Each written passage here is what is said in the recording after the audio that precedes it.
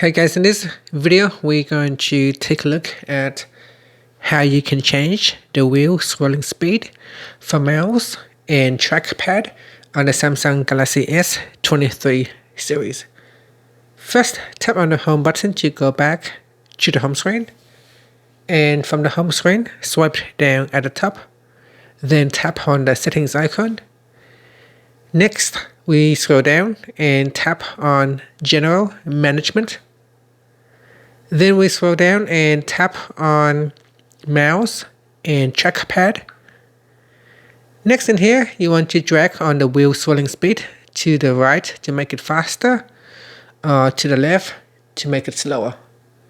And that's it. So we adjust the speed according to your need, and then finally tap on the home button to go back to the home screen. And that's it. Thank you for watching this video. Please subscribe to my channel for more videos.